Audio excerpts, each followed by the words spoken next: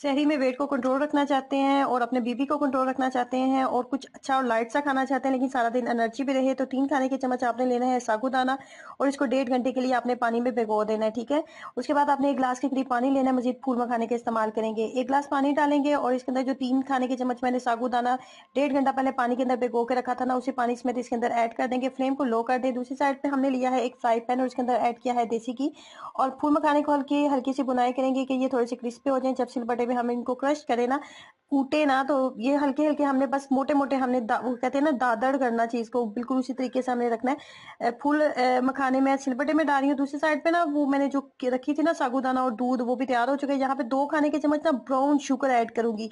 Brown sugar add करेंगे, brown sugar के साथ इसको अच्छे से कर लेंगे मिक्स अप। इसके ऊपर थोड़े से फूल मखाने डालेंगे। कुछ फूल मखाने हम तब डालेंगे जब हम प्याली में डालेंगे। इसको सहरी में जरूर ट्राई कीजिएगा, ये आपके बीपी को कंट्रोल रखेगा और वजन को कंट्रोल रखने में हेल्प करेगा।